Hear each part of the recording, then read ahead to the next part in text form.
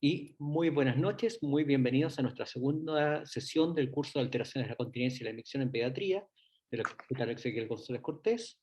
Le agradecemos a Sintom por por su auspicio, el patrocinio de la Sociedad Chilena de Pediatría, de la SIUP, de la Sociedad de Piso Pélvico, del Departamento de Pediatría y el Departamento de Urología de la Universidad de Chile. En esta sesión vamos a continuar con lo que vimos la semana pasada. Antes les recordamos nuestras próximas fechas de educación continua. En noviembre viene el curso de variación del desarrollo sexual. La semana pasada tuvimos las charlas que me tocó presentar a mí y a la doctora Jankovic, enfocados en el diagnóstico, y en este momento nos enfocaremos en el tratamiento. Tenemos a la doctora Nelly Letelier, que es urologa pediátrica, es uróloga del Hospital Exequiel González Cortés y de la Clínica Tabancura, y Alejandra Pastene, nuestra kinesióloga de peso pélvico de la Clínica Santa María y de la red UC Christus. Entonces, los voy a dejar con la doctora Letelier para partir con el tratamiento médico de las alteraciones miccionales, pero antes les recuerdo que va a estar disponible el video de la sesión anterior en el link que estará en el chat, y tienen nuestro contacto a través de Instagram y de nuestro correo y nuestra página web. Así que bienvenido a nuestra sesión y muchas gracias por acompañarnos.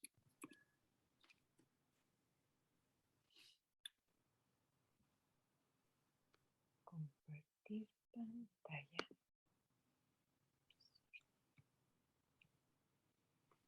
Hola, buenas noches a todos, gusto de verlos nuevamente. Vamos a seguir con la segunda jornada, como nos decía el doctor Finterbuch, y es la continuación de la primera, así que yo me permití hacer la misma línea de pensamiento que la doctora Jankovic. De hecho, hay muchas de sus diapositivas que se repiten de tal manera de concatenar la conversación de hoy día con la anterior.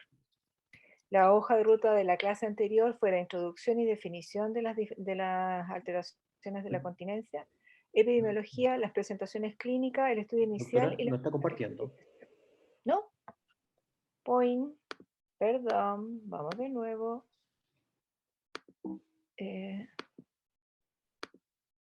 Enseguida. ¿Por qué no estoy compartiendo? Compartir pantalla. Compartir pantalla. ¿Ahí sí? ¿Ahora Todo sí? bien. Ahora sí. Ya, vamos de nuevo. Segunda etapa, entonces me permití, como les digo, usar algunas del tipo de información que dio la doctora Yankovic en la sesión anterior, de tal manera de tener una continuidad en el mensaje que tratamos de transmitir en este tipo de alteraciones de la continencia en los niños. La hoja anterior, estamos complicados hoy día para pasarla. Ahí. Trataba sobre la introducción, la epidemiología, las presentaciones clínicas y el estudio inicial como la clasificación, es lo que vimos la semana anterior.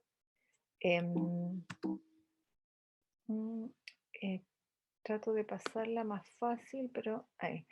La idea es hacer un repaso, manejo médico en primera línea, la segunda línea, y cuando no tenemos actividad, está más rápido que la presentación, perdón, el computador hoy día no quiere trabajar, de primera línea, segunda línea, y cuando no funciona, ¿por qué tenemos que derivarlo y cuándo derivarlo? Esa es la idea de la presentación, ¿ya?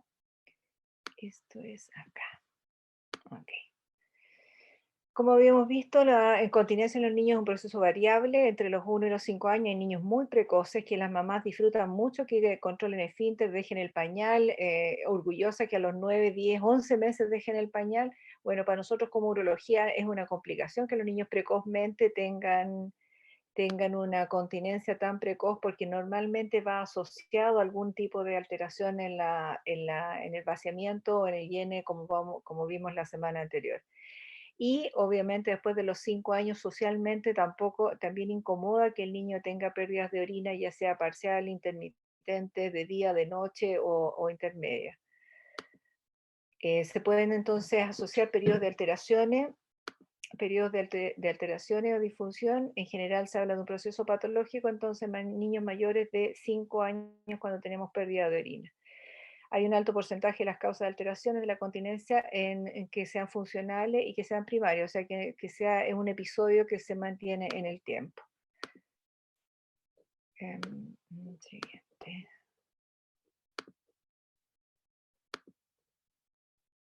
Esto también lo vieron la semana y se los dejé para recordarles que es un grupo heterogéneo de desórdenes del tracto urinario inferior, hay desde muy mínimos a incompatibilidad con la vida normal o social de un niño, trastornos funcionales de la vejiga sin tener un origen anatómico o que seamos capaces de hacer el diagnóstico de una patología anatómica subyacente. Frecuentemente está asociado a alteraciones de la función evacuatoria defecatoria, como lo vimos la semana anterior, y tiene obviamente manifestaciones diversas, digamos, clínicas y poco específicas en algunos o muy clara en otros. Y la implicancia clínica también es variable porque va a depender de la conformación familiar, social, cultural, de cuánta implicancia tiene y cuánta repercusión tiene en estas familias y en el niño. En cuanto a la epidemiología, ya habíamos visto que es una consulta altamente frecuente, que a veces llegamos a hacer el 60, incluso el 70% de la consulta de la especialidad de urología en relación a las disfunciones miccionales. Se ha visto que es más frecuente en niñas, pero preocupa el aumento progresivo en los niños. Y uno lo ve en los niños ya en edad escolar, que también tienen lo mismo que vimos la semana anterior, que son aguantadores, que tienen mecanismos de retención, cosa que antes era como muy frecuente que las niñitas eran así, los varones hacían pipí a cada rato en cualquier árbol que pillaban. Ahora con el cambio de los hábitos y digamos, de la parte social, los niños ya no eran lo que eran hace 20, 30 años de lo que nosotros recordábamos. Y las comorbilidades que presentan o patologías asociadas o alteraciones asociadas a esto son hay muchas alteraciones del comportamiento, ya sea que es muy frecuente y muy repetitivo en la consulta, los trastornos del espectro autista, los síndromes de Down y otras alteraciones que hacen más factible que se produzcan en un grupo, pero sin ser categórico. O sea, uno puede tener alteraciones de la micción en cualquier tipo de niño y en cualquier, digamos, estrato social y educacional. Lo que sí se ve con mucha frecuencia es la asociación con la alteración, como habíamos visto, de la función evacuatoria, o sea, se asocia mucho con la constipación y favorece las infecciones urinarias a repetición. Puede aparecer un reflujo o reforzar que se mantenga en el tiempo un reflujo vesicoureteral y ya lo más extremo que haya falla renal, pero ahí sí que llegaríamos extremadamente tarde y es poco probable con el tipo de patología que estamos conversando hoy en día, que es de las disfunciones miccionales de soporte no anatómico. Este es el resumen que habíamos visto, que era la alteración que podía ser del llene vesical, que está dado o por la urgencia o cuando hay pérdida, que es la incontinencia, que puede ser continua, que no tampoco forma gran parte de este grupo, sino que las intermitentes, que pueden ser diurnas, mixtas o pura durante el sueño, que es la enuresia. Anterior, no nos vamos tan rápido. Este es el resumen de lo que habíamos visto también. En el ciclo miccional, ¿cierto? Teníamos una fase de llenado en que fundamentalmente o teníamos urgencia o teníamos pérdida, que era la incontinencia. Y en el vaciado, para hablar de este tipo de patologías sin soporte anatómico, fundamentalmente el vaciado incompleto. O sea, el niño que está apurado, hace pipí, bota la mitad y deja la mitad adentro. Eso es lo más frecuente que uno asocie con patologías que no tengan un sustrato anatómico. En cambio, cuando hay un esfuerzo, un chorro débil, uno ya no empieza a mirarlo tanto como que no tuvieron soporte. La disuria en general se asocia más con las infecciones urinarias que van muy frecuentemente asociadas con este tipo de grupo de pacientes. Y la latencia también, eso es un poco más, podría ser un acondicionamiento en la forma de orinar de los niños que también puede ir asociado a disfunciones primarias como la que estamos mirando. Habíamos visto que el estudio de la función vesical en general no es invasiva. Hicimos mucho hincapié, hizo la doctora Yankovic la semana anterior, en una anamnesis y un examen físico, como todo en medicina, que debe ser la primera parte y la piedra angular de cualquier patología, incluyendo esta. Una anamnesis completa y un examen físico completo para descartar cualquier esbozo o algún signo o estigma que nos haga sospechar que hay alguna alteración anatómica subyacente. Después viene la cartilla miccional, que la vamos a volver a reforzar. La cartilla miccional tiene varios puntos que hacen objetivizar lo que los papás nos vienen a contar en la primera consulta, hacen que ellos también aterricen lo que realmente, porque muchas veces queda solo en su aspecto, digamos, de recuerdo, en lo que a ellos les parece que el niño orina normal, pero cuando hacen la cartilla miccional y uno les explica los elementos que pueda encontrar en esto, en realidad se ven que ya no normalizan una situación, así como también el hábito defecatorio. O sea, el encontrarse frente a esta situación de observacional hace que los papás como el médico tengan una visión más real de lo que realmente ocurre con ese niño. La ecografía renal vesical y pre y postmiccional, que es un examen medianamente barato, accesible para la mayoría, nos puede dar mucha información, no irradia al niño, no es agresivo el examen y nos puede dar mucha información cuando le damos las indicaciones previas y se le explica lo que uno busca de este examen de tal manera que tenga el mayor aporte en conjunto con la anamnesis y la cartilla miccional. Y el examen de orina en general siempre uno lo pide como a veces única oportunidad al inicio de la evaluación de estos pacientes, como para descartar que no hayan infecciones urinarias asintomáticas en el momento en que uno está haciendo la evaluación. Y algunos niños uno necesita la uroflejometría, pero en el estudio de estos pacientes en particular uno se basa básicamente en los primeros 4 puntos. El estudio inicial, como lo decía, era la anamnesis, la frecuencia miccional, uno va a ver en la cartilla y lo va a, digamos, lo que nos explicó el doctor Finterbuch en la primera clase también, que uno debería tener un margen más o menos entre 3 a 8. Bajo 3 no es normal, sobre 8 tampoco es compatible socialmente que uno orine 8 o más veces durante el día. Hacer una evaluación medianamente de la ingesta de líquido, que son los elementos en el estilo de vida que uno quiere saber primero de dónde uno parte, haciendo la evaluación y después cómo uno va mejorando esto y va complementando todas estas indicaciones como lo vamos a ver en el manejo de estos pacientes. También es objetivizar el hábito intestinal y los antecedentes familiares, específicamente en enuresis más que en incontinencia propiamente tal. De los síntomas asociados, entonces, como le decía, uno tratar de objetivizar lo mayor posible en cuánto es la incontinencia o qué grado de incontinencia tiene, cuál es el grado de urgencia, si hay goteo posmiccional o no, y obviamente si se orina durante el sueño. Esto en relación específicamente, también lo vimos con la doctora Jankovic la semana anterior en los síntomas nocturnos, que se relaciona más con la pérdida de orina durante el sueño, si hay aumento en la cantidad de orina durante la noche, una poliuria nocturna, se asocia más con en la historia, las mamás nos dicen que hay un sueño pesado y un grupo no menor es relacionado con el roncador y respirador bucal que sí se asocia con niños con incontinencia nocturna. Esto en relación a la cartilla miccional, de ver la capacidad vesical, se las explicaron la semana pasada. Yo solo quiero contarles que hay varias maneras de medir la capacidad vesical.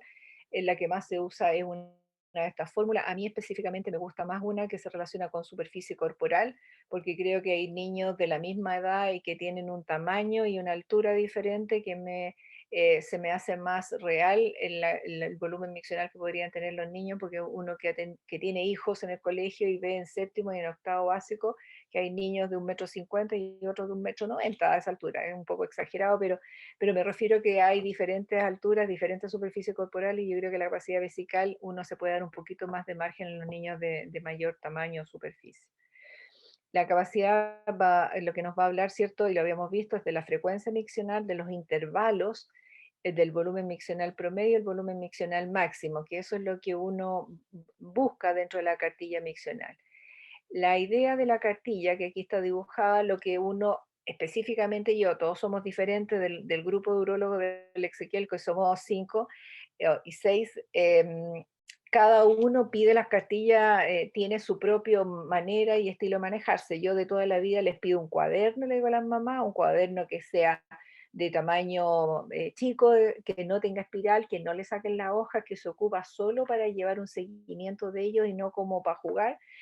piensen que estas patologías en general son de largo aliento, en el sentido que no es una patología como una fimosis que uno lo ve, lo hace el diagnóstico, hace la intervención quirúrgica, uno o dos controles postoperatorios y lo da de alta. Estos pacientes en general tienen un tiempo prolongado de seguimiento en el tiempo, entonces el pedirles, por lo menos para mí es muy cómodo tener un cuaderno que visualice desde el inicio, antes de la intervención que uno pudiera hacer, cómo se va desenvolviendo en el tiempo en forma espontánea, cómo responde a los cambios que uno puede ir haciendo en la terapia y cuál es el resultado final cuando ya uno lo da de alta. ¿Sí?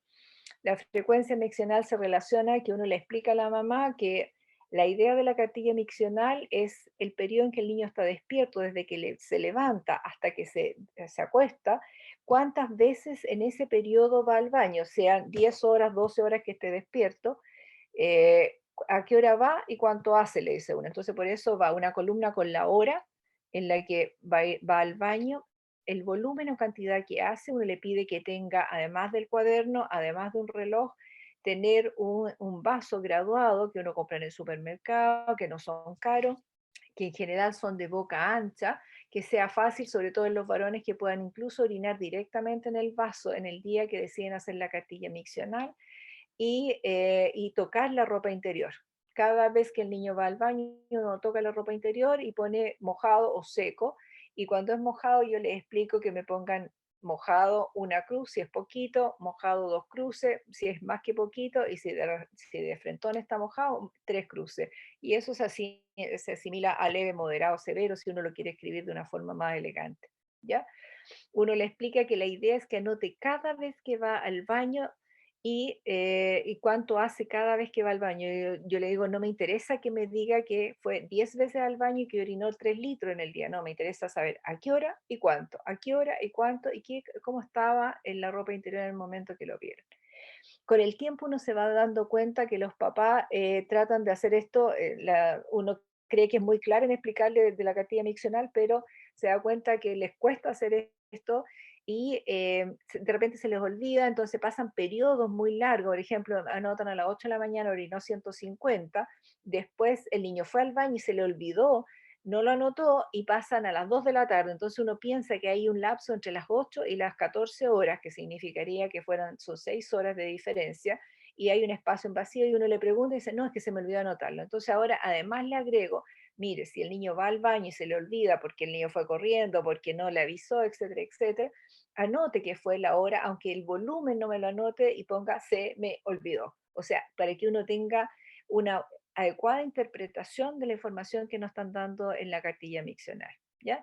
Y lo otro que también les incomoda de repente, que el niño va, pero va digamos, va a hacer deposiciones o va a evacuar, y es difícil tomarle el volumen urinario, entonces también le digo, anote la hora y ponga que no pudo medir porque tuvo deposición. Entonces son los dos eventos que permiten que uno anote solo la hora para al menos saber la frecuencia que tiene y el volumen.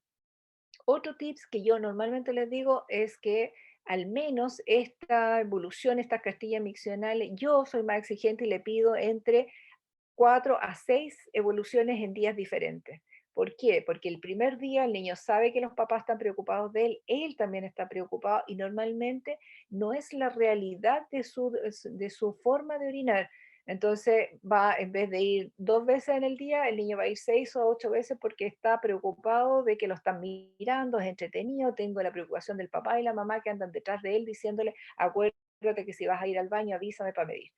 Entonces uno se da cuenta y uno lo ve objetivamente en los cuadernos que la primera vez fue 6, 8 veces en el día, orinó maravilloso, pero el día siguiente ya no es lo mismo, ya es un poco más latoso y a la cuarta y la quinta ya no están ni ahí. Entonces empiezan digamos, a reflejar la realidad de su diario vivir. Y ahí uno se da cuenta que el niño orina a las 8, después orina a las 3 de la tarde y después orina a las 9.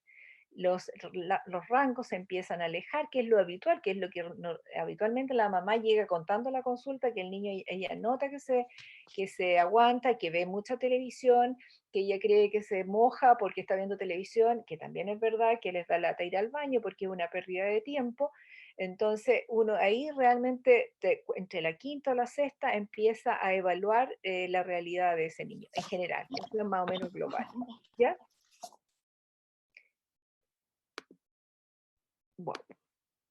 Entonces, esto también se lo mostraron, de un paciente mío, este paciente en que uno le ve volúmenes, aquí hay pacientes que han llegado con volúmenes de 800, 1000, 1100, entonces uno como que le llama la atención, una vejiga grande, a veces hasta sin incontinencia, que no pierden, que hacen sobredistensión de esa vejiga y después uno en la medida que los va reeducando y les va haciendo un hábito y mandándolos por reloj al baño, aunque no tengan deseo miccional, va reduciendo progresivamente el volumen de estas micciones.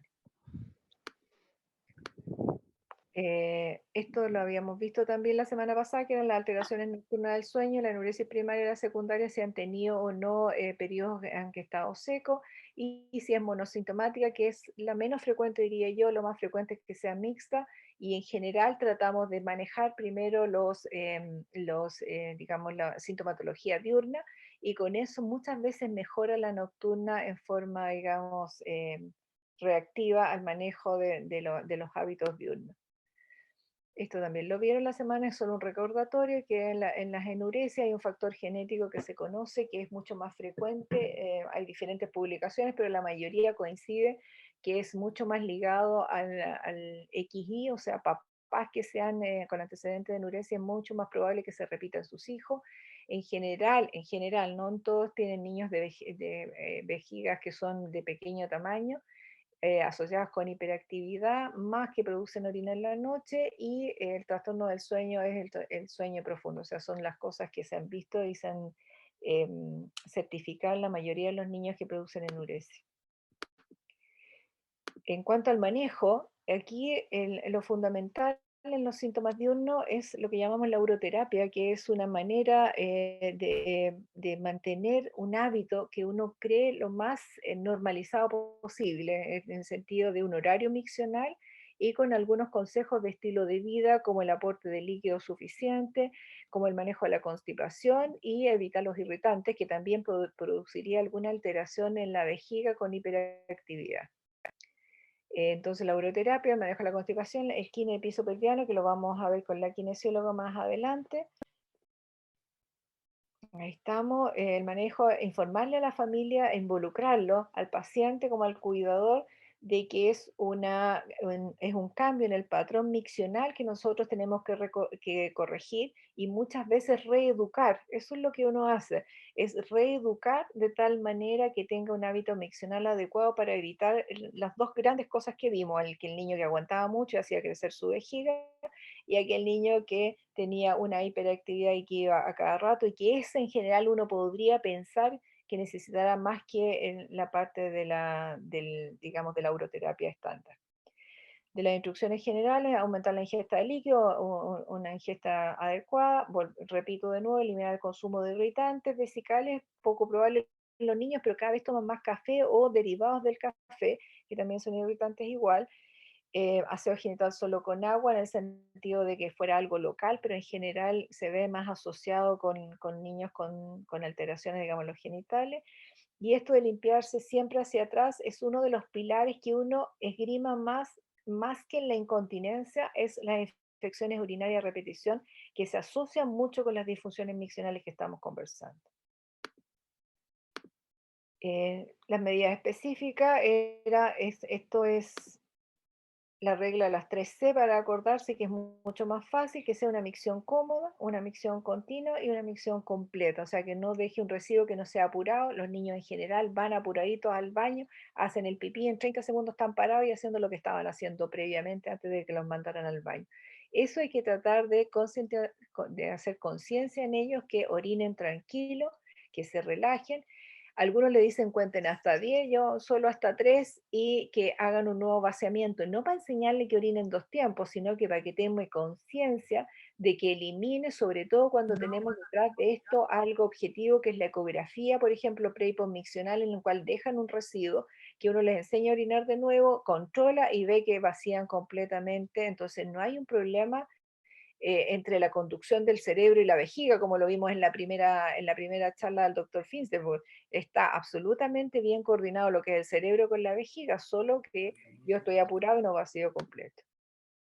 Lo mismo que vieron la semana pasada de la constipación, que ojalá sean de posiciones diarias o día por medio cuando más, sin esfuerzo, que sean blandas.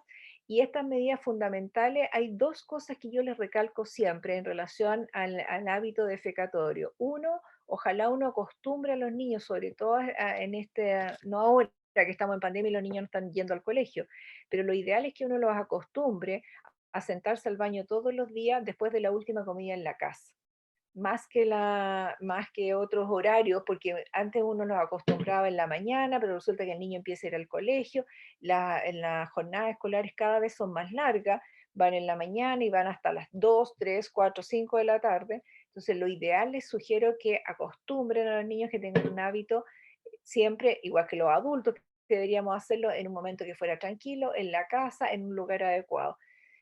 Así que es fundamental empezarles a inculcar a las mamás desde que dejan el pañal que hagan ese hábito independiente que el niño aún no vaya al colegio. De las medidas dietéticas, obviamente aumentar la fibra que no les gusta mucho, pero hay frutas que sí tienen más fibra y que les pueden favorecer. Y evitar los constipantes, que eso es un poco más complejo, que va aparejado con la obesidad que tenemos actualmente en muchos de los países desarrollados y subdesarrollados como el nuestro, en el cual todo lo que es chocapic, cacao, el chocolate, el plátano son de uso bastante frecuente y que uno sabe que son constipantes, que puede jugar a través de la fruta y verdura y los líquidos para que no lleguen a ese resultado final. Y cuando es estrictamente necesario, que es harto frecuente, usamos fibra extra a través del polietilenglicol y otros elementos que se pueden utilizar digamos, con esta finalidad. Pero fundamentalmente son el hábito y el hábito. Y después de eso le agregamos las medidas dietéticas y cuando se requiere fibra extra.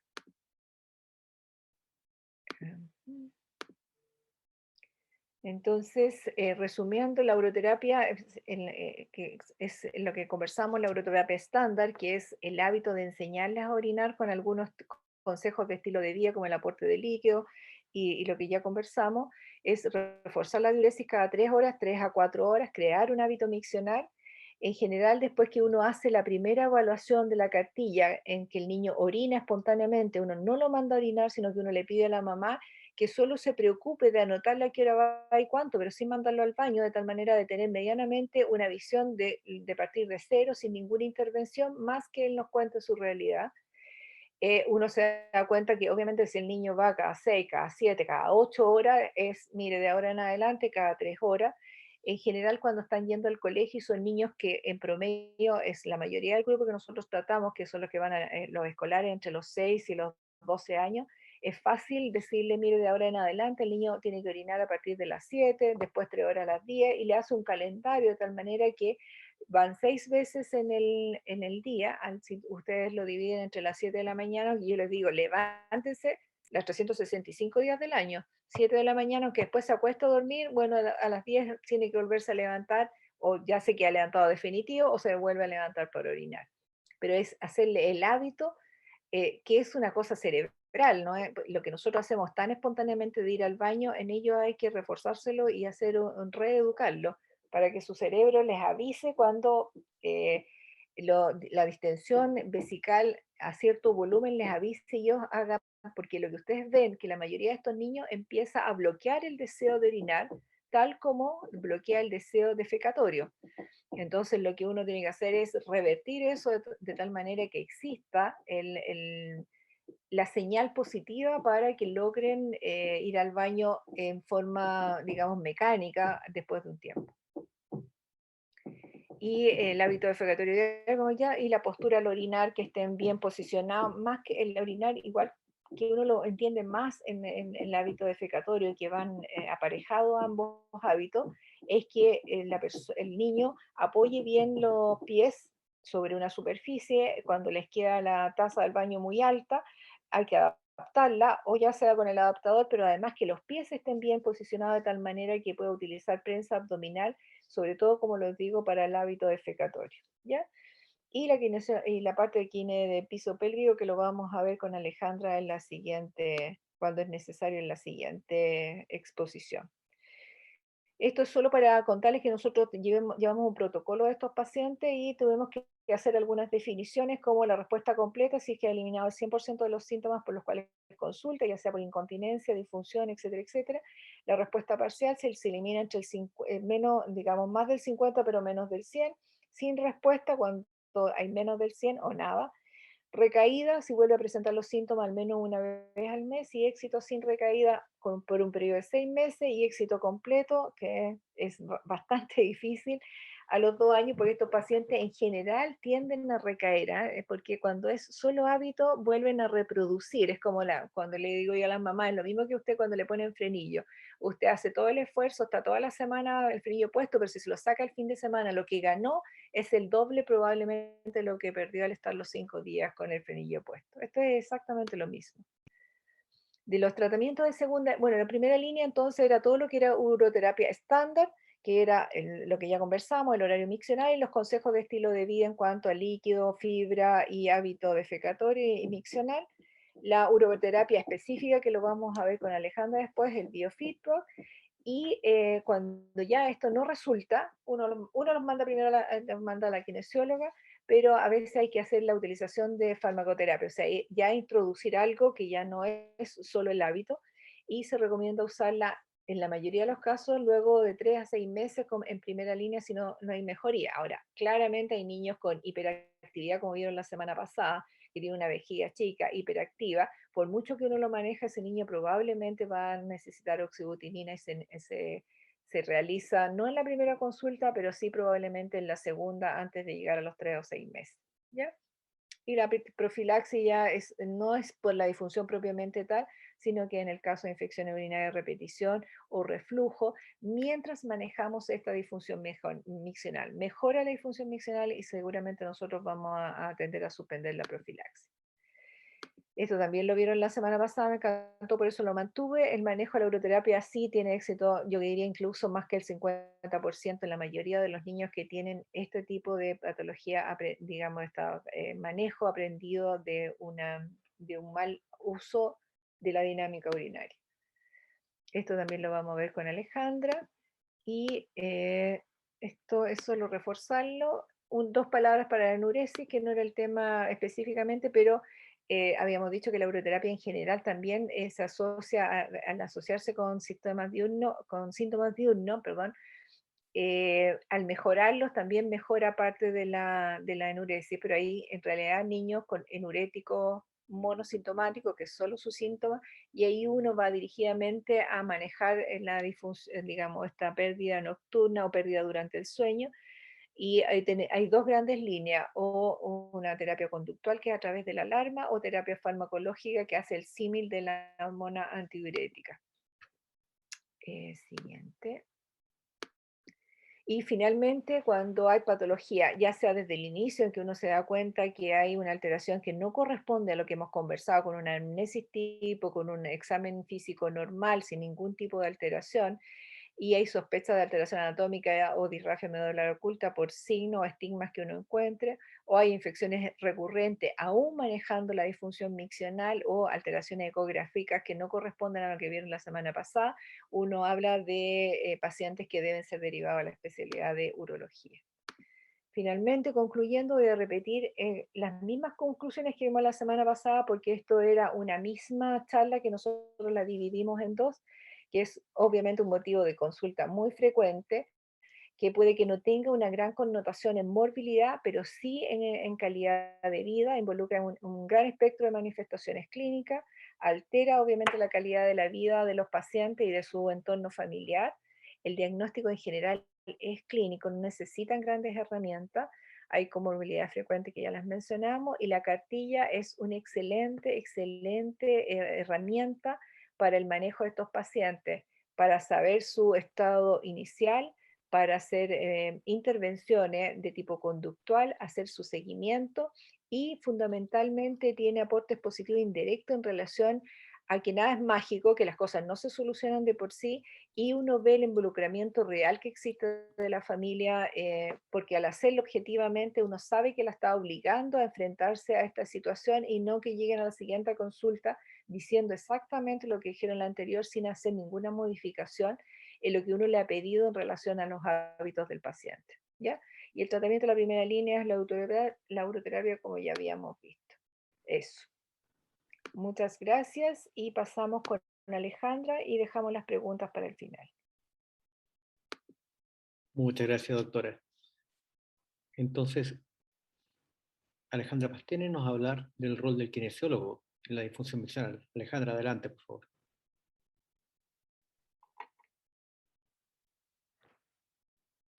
Ahí sí.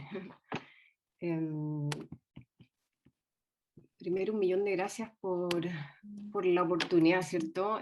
Genial poder compartir en equipos multidisciplinarios y poder mostrar las cosas que hacemos.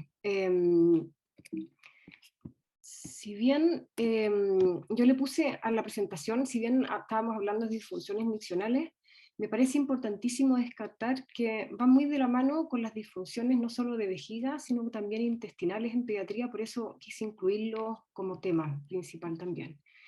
Como objetivo general de la presentación vamos a ver sobre bases generales de las disfunciones intestinales, los principales síntomas o patologías que tratamos en kine, los conceptos generales objetivos de la reeducación pelviperineal en pediatría y el tratamiento de herramientas terapéuticas kinésicas en el tratamiento infantil. Este tema de la estandarización que hace la Sociedad Internacional de Continencia Pediátrica habla de un concepto general que es la disfunción de vejiga e intestino, dividiéndolo en dos partes, las del tracto urinario inferior y las disfunciones intestinales. Es importantísimo, ya que son concomitantes muchas veces, no podemos olvidarlo, como yo digo a los pacientes, finalmente son vecinos pareados, por lo tanto van a generar disfunciones una o la otra y tenemos que fijarnos en ambos aspectos. Como han nombrado ya, voy a pasar más rápido, la historia clínica es importantísima, principalmente en el área kinésica. Debemos generar gran confianza en los padres y en los niños, porque nos van a ver varias veces. No deben asustarnos con nosotros, debemos ser muy claros en la explicación, en ponerlo en terminología que los niños entiendan y que los padres también, para que ellos entiendan que la participación y que hacerse cargo del proceso es importantísimo para tener una buena evolución. Lo mismo ya había conversado en la doctora y la semana pasada también sobre el examen físico. Solo quiero destacar la importancia de que en kinesiología solo debe estar en compañía de sus padres o un adulto a cargo, los niños no pueden estar solos. Y que hay muchas cosas que se pueden relacionar cuando hacemos un examen físico. Con respecto a las disfunciones miccionales o a las incontinencias urinarias, hay muchos aspectos, como se observa también en esta imagen, que son estas marcas o estas lesiones, producto, por ejemplo, del contacto con la orina. Al trabajar en equipos multidisciplinarios, como kinesiólogas también, o kinesiólogos, tenemos la posibilidad de trabajar en conjunto y de derivar en caso de que haya algo que nos llame la atención. Por ejemplo, en este caso, en este siguiente, si hay un flujo que nos llame la atención en una niña, poder contar con el urólogo, con el ginecólogo infanto-juvenil, etc. Las irritaciones vulvares clásicas, o cuando ya aumenta y en una vulvovaginitis, teniendo siempre presente que podría estar asociado también con un aumento del riesgo de una infección urinaria. Dentro de las principales patologías o síntomas que podemos trabajar, es como en resumen bien cierto, un poco lo que nombró la doctora, las incontinencias urinarias, las enuresis, como otra entidad, la incontinencia urinaria, la risa, las vejigas hiperactivas o hipoactivas, las disinergias vésico-esfinterianas, la retención urinaria, entendiendo como una entidad diferente a un niño aguantador, ¿verdad? El residuo postmiccional elevado, las infecciones urinarias, los reflujos vesicoureterales. Podemos trabajar en los grados bajos para que puedan hacer retroceder eso de manera a través de un buen hábito, ¿verdad? Y de una mecánica miccional. Y también prepararlos o previos a las cirugías cuando lo requieren. En el caso también de las constipaciones funcionales o las contracciones paradojales del cubo rectal, etc. ¿Cuáles son los principales objetivos de nuestro tratamiento? Es principalmente preservar la función del tracto urinario superior e inferior, lograr un vaciamiento vesical de forma adecuada, continua, completa y a baja presión, ¿sí? Parece como majadero a veces, pero dice, forma adecuada, claro, parece lógico, uso de piso bajo los pies, continuo es importantísimo, completo y a baja presión. Ese es como nuestro foco principal para poder trabajar todas estas disfunciones miccionales. Por supuesto, con eso vamos a evitar las infecciones urinarias, lograr continencia urinaria fecal, favorecer la normalización de la función vesical intestinal, incorporar hábitos miccionales y defecatorios saludables, lograr una adecuada adaptación social y escolaridad en muchos casos, y por supuesto que mejorar la calidad de vida tanto de los niños como de sus padres o cuidadores. Un poco también lo había visto, voy a pasar rápido, sobre la estandarización que hace la Sociedad Internacional de Continencia Pediátrica sobre uroterapia estándar, que esto de educar muy bien al paciente, explicarle de una manera más didáctica, por ejemplo, cuando ellos son capaces de abrir o cerrar este esfínter, ¿verdad?, para poder generar un vaciamiento de un solo chorro, ¿verdad?, y completo, mostrarles esto de estos vecinos pareados que interactúan cada uno, como hábitos miccionales saludables, también como uroterapia estándar, los horarios, los relojes, la importancia de las no pantallas, que hoy en día son una gran limitación para nuestro trabajo, para la rehabilitación de estos niños, patrones miccionales adecuados, el uso del piso bajo los pies o taburete, ¿verdad?, tanto para la micción como para la defecación, una correcta higiene genital, no tan solo en la forma de limpiarse después de ir al baño, sino también no el uso de jabones al bañarse, por ejemplo, también solo agua, no es necesario nada más. No quise ahondar, también la uroterapia es lo que ha nombrado recién la doctora, sobre las características miccionales, que son importantísimas. Quise mostrar esto que es diferente, que es una manera de, en algunos casos, cuando necesitamos mejorar la frecuencia de las idas al baño, se incentivan mucho los niños a ir pegando stickers por cada vez que ellos van al baño.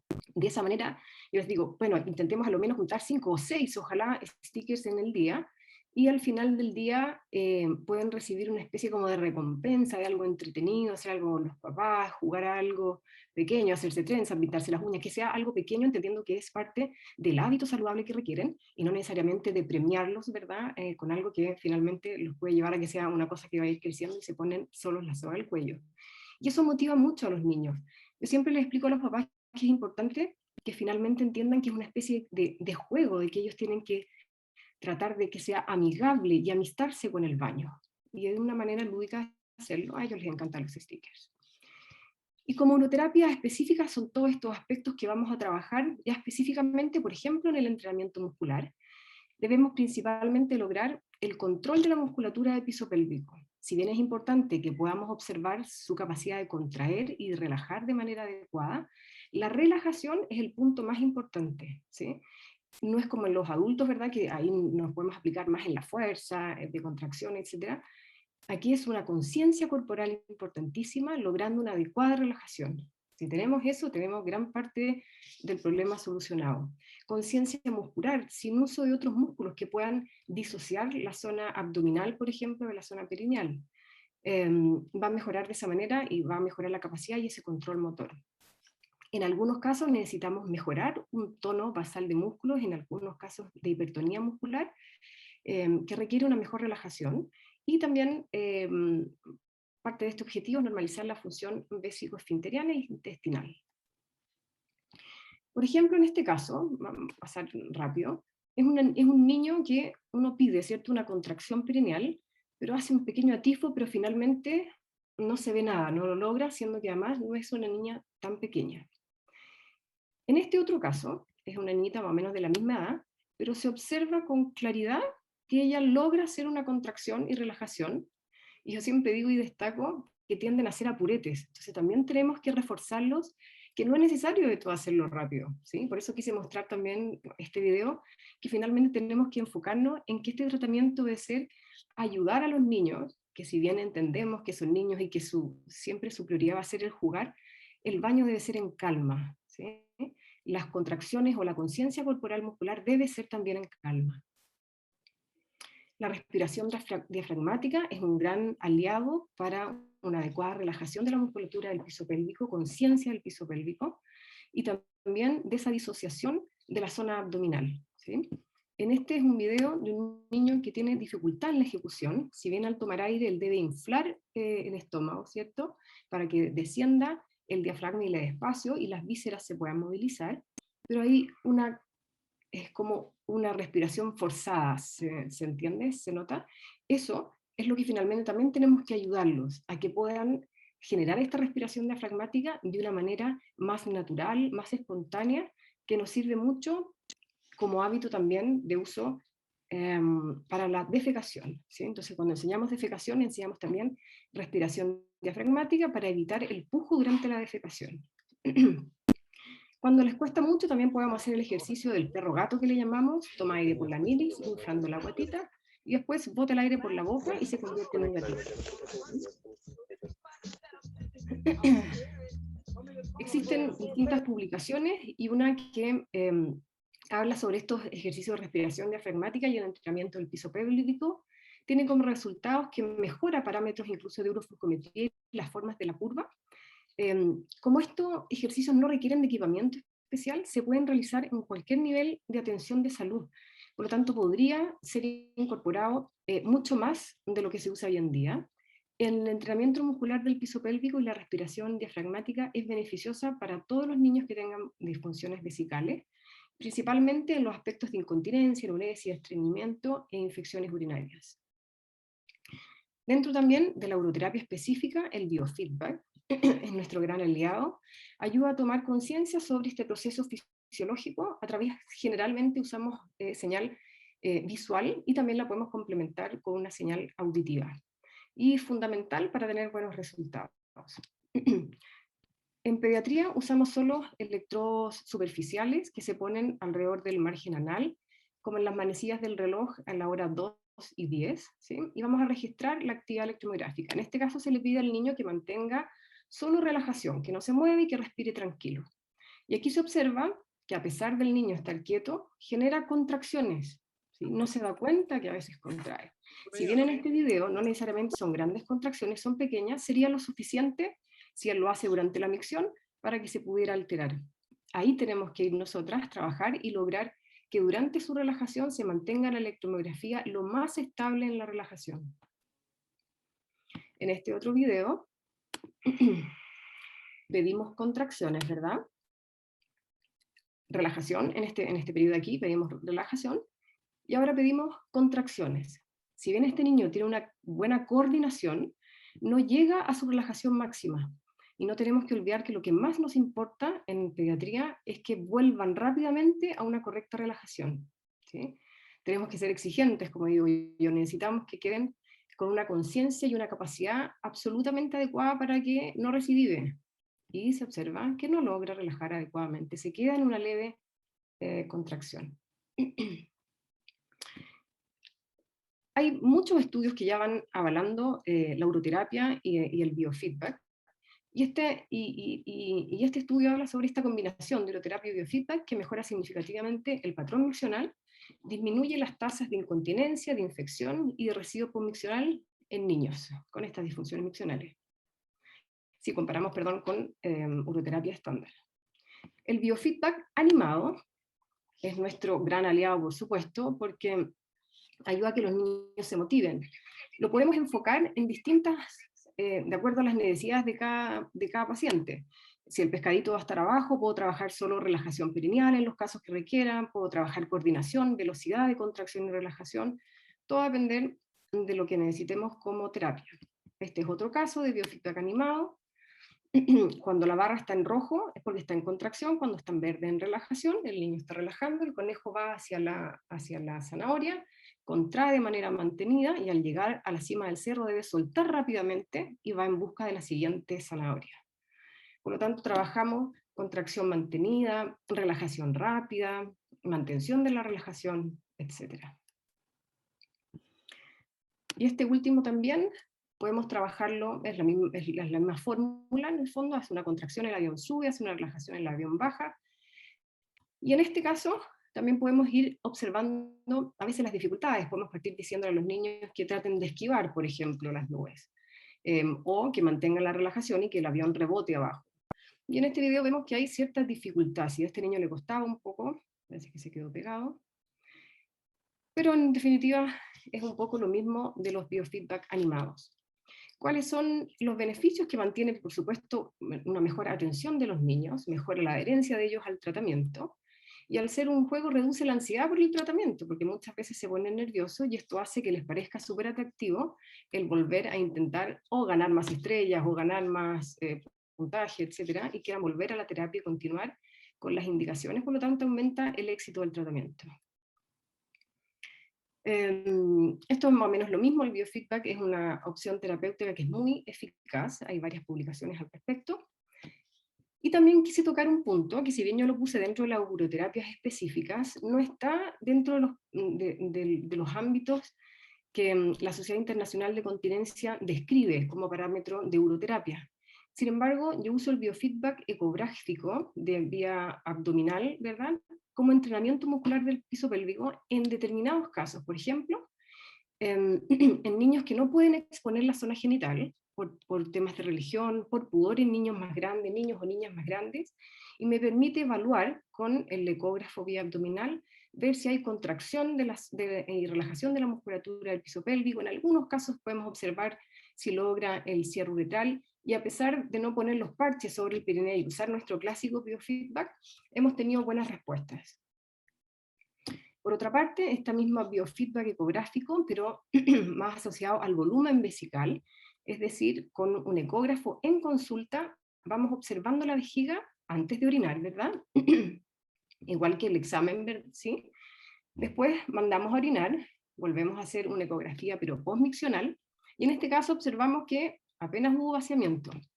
Les enseño a los niños una estimulación sobre la vejiga postmicción, por ejemplo, en los casos con residuos postmiccionales elevados, y a pesar de no sentirlo, a los niños les ayuda muchísimo el poder verse, porque salen del baño y yo les digo, pudieran hacer todo el pipí, y los niños muchas veces no lo sienten, el residuo dicen sí. Entonces se los muestro, vemos si es verdad, y ellos pueden verificar y sentir, hacer conciencia corporal de que en realidad quedaba, ¿sí? Y hacemos una estimulación sobre la vejiga, que es una especie de percusión, que estimulamos durante 20 segundos la vejiga, luego vuelve a ponerse en posición, intenta una segunda o tercera micción, y volvemos a evaluar con ecografía y vemos la siguiente variante, ¿sí? Usarlo a modo de terapia nos permite ir objetivando el tratamiento, pero también nos permite ayudar a los niños a sentir la sensación de lleno, de vaciado de su vejiga. Es una especie de entrenamiento de una manera distinta que es muy eficiente. Aquí hay otro ejemplo de otro niño, ¿sí?, que ya fue dado de alta, volumen premiccional y logra vaciamiento completo. Sí, es importante destacar que la ecografía es un apoyo al entrenamiento vesical y es un medio de objetivación de los avances de la terapia kinésica, pero nunca va a reemplazar la evaluación ecográfica que realiza el radiólogo, sino es solo una manera de ir apoyando, de ser una herramienta más de kine, pero no de objetivar ni patología, ni anatomía, etcétera, lo que sí que sigue es quedando en manos del médico. Por otra parte, como uroterapia específica, usamos la neuromodulación del tibial posterior, que es esta estimulación directa a las raíces nerviosas sacras a través de un nervio periférico, y que logra finalmente regular el funcionamiento motor y sensitivo de algún órgano. En este caso trabajamos principalmente hacia la vejiga y hacia el intestino. Es un método simple, de bajo costo, mínimamente invasivo, usamos parches, es decir, es transcutáneo en pediatría, a pesar de que existe más evidencia al percutáneo, no tiene efectos secundarios, es domiciliaria, permite una buena adherencia al tratamiento que se lo pueden poner en la casa, y permite tratar distintas patologías.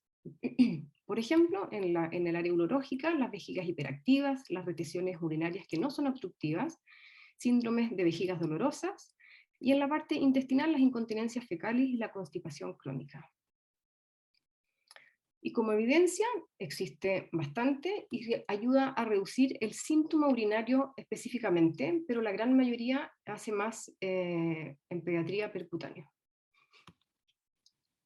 Este es otro estudio que habla sobre la prevalencia, ¿verdad?, que hay en las disfunciones de vejiga y de intestino en niños que ya han sido entrenados con el baño y que tienen infecciones urinarias recurrentes o reflujos vesicureterales. La mitad de los pacientes, lo que concluye es que la mitad de los pacientes que tienen reflujo vesicureteral tienen una disfunción de vejiga o intestino, aumentando por lo tanto el riesgo de una infección urinaria recurrente. La persistencia de esta disfunción de vejiga e intestino después de la corrección del reflujo pudiera aumentar el riesgo de una infección febril post-cirugía o post-infección. Y que todas estas disfunciones de vejiga e intestino generan un factor de riesgo para las infecciones urinarias y el reflujo vesicoureteral. Por lo tanto, la kinesiterapia aquí también podría llegar a tiempo para ser un complemento. Y aquí también es importantísimo, también lo nombró recién la doctora, cuánto afecta la calidad de vida de los niños, ¿verdad? Entonces, las disfunciones vesico-intestinales afectan negativamente no solo la calidad de vida del niño, sino que también de sus familias. Influye en la ida al colegio, en el aprendizaje, en la interacción con sus compañeros, en la autoestima y en la ansiedad, no solo de los niños, sino que también de sus papás. Por lo tanto, la intervención temprana en la atención primaria, en promoción, en prevención, es importantísimo aumentarlo, ¿sí? Ser consciente del aporte que se puede realizar en este aspecto. Y también otro punto que no debemos olvidar, que hay una gran relación entre la disfunción del tracto urinario inferior y los trastornos del déficit atencional o la hiperactividad. En estos casos, los niños hiperactivos o con déficit de atención, nos cuesta un poquito más manejarlos en kines, por lo mismo, ¿sí? Pero yo diría que finalmente igual lo logramos, solo que con mucha más paciencia.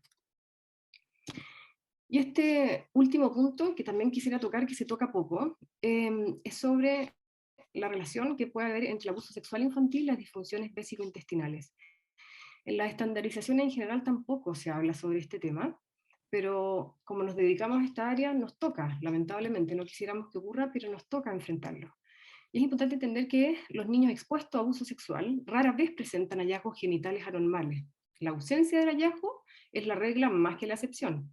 Y menos del 5% en el caso de las niñas revelan el abuso sexual, tienen, que en el fondo dicen este abuso o que lo cuentan, tienen hallazgos físicos o pruebas de laboratorio que lo confirmen.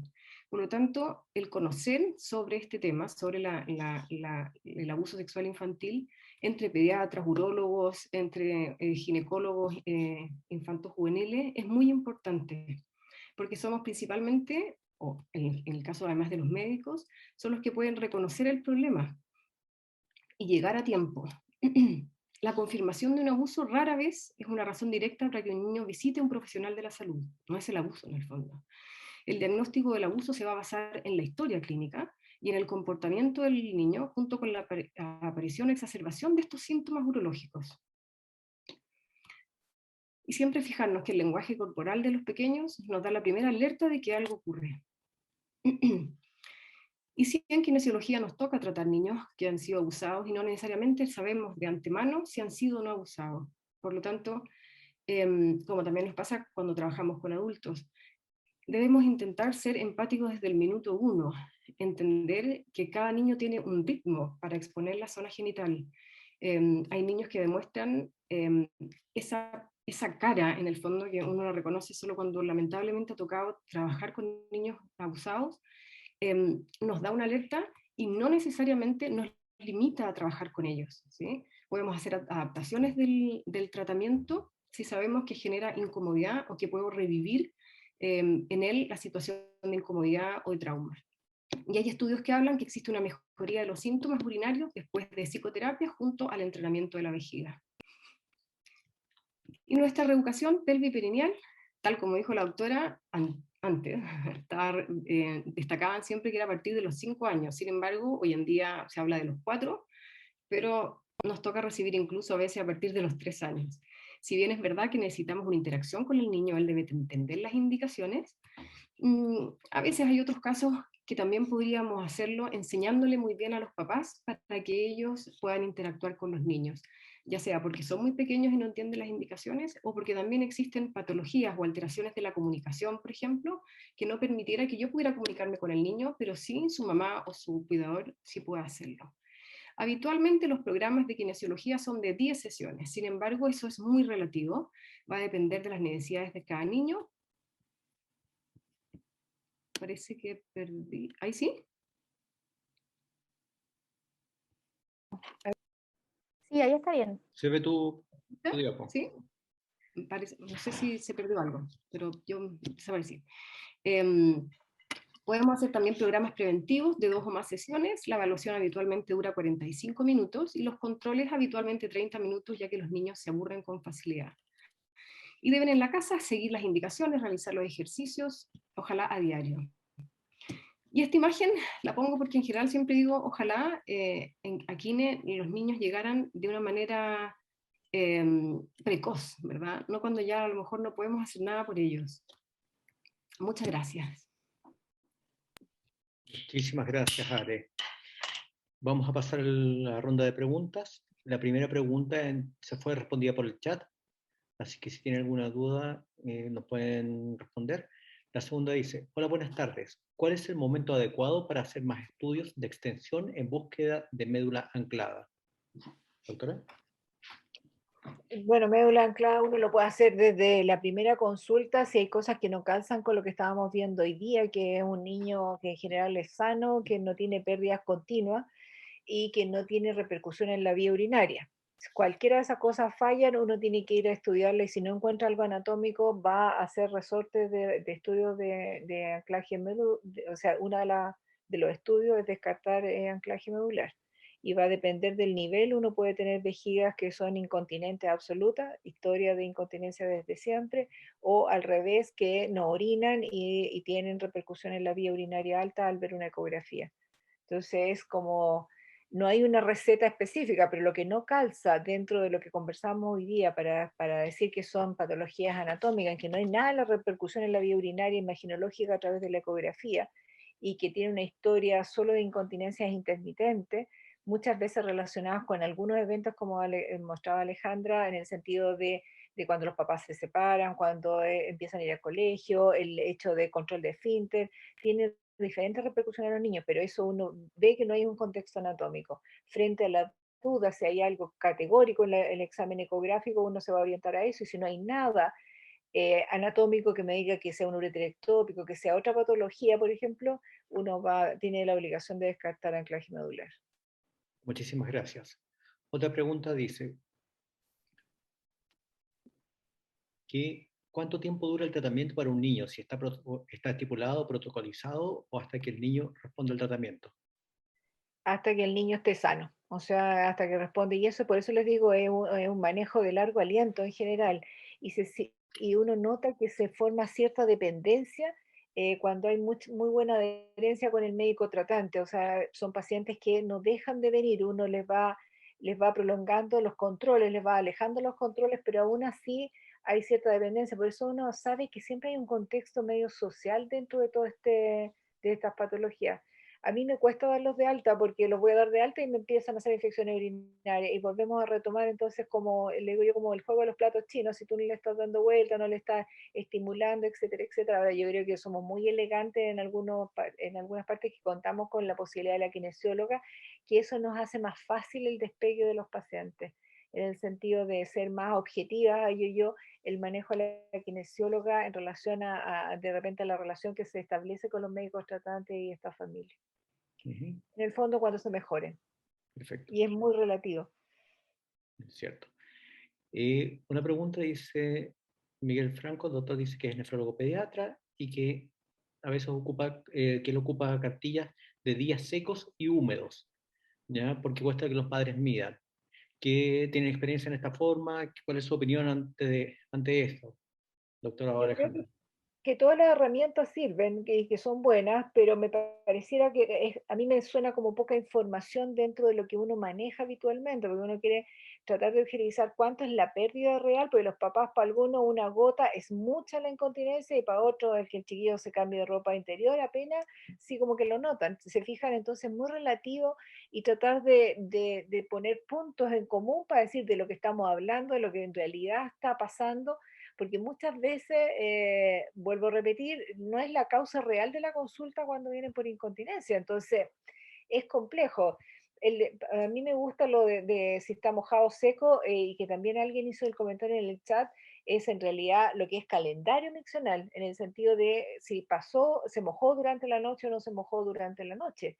pero son cosas que para mí son diferentes. Ahora, yo creo que cada cual tiene la manera de manejar estos pacientes si les resulta y logra el objetivo que el niño lleve una vida socialmente activa, que no se moje, que no tenga repercusión, que no haga infecciones urinarias, que no haya alteración de la vía urinaria en la ecografía, bien, cualquier herramienta sirve. Así que no hay problema. Muchas gracias, Alejandra. Preguntan si usan kinesiología, o sea, perdón, neuromodulación tibial posterior para vejiga hipoactiva. ¿Y con qué parámetros?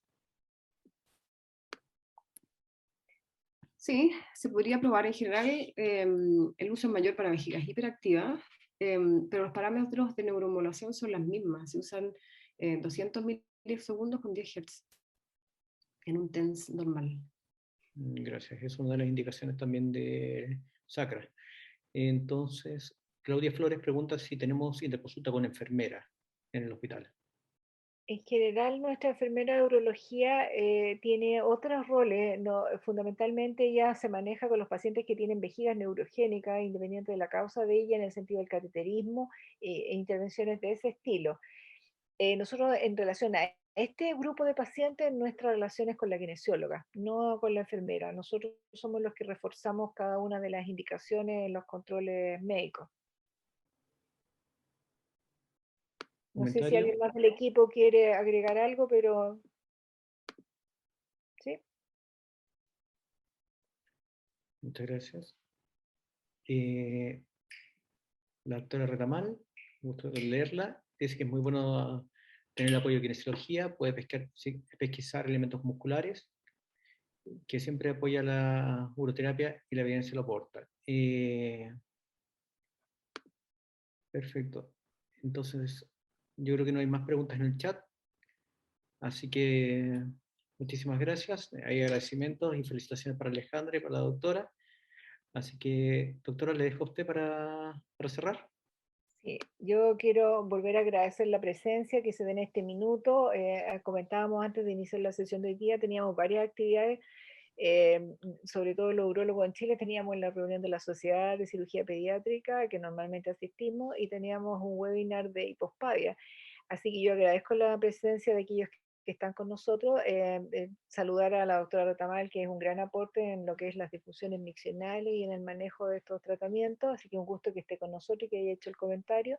La presencia de 2 o 3 kinesiólogas y fundamentalmente mucha gente del extranjero que le agradezco su tiempo y espero que haya servido de alguna manera al aporte de los conocimientos de cada uno. Esto es una patología, como les digo, de alta frecuencia y que depende mucho de los tips que uno va aprendiendo en la madurez y en el tiempo que va manejando estos pacientes.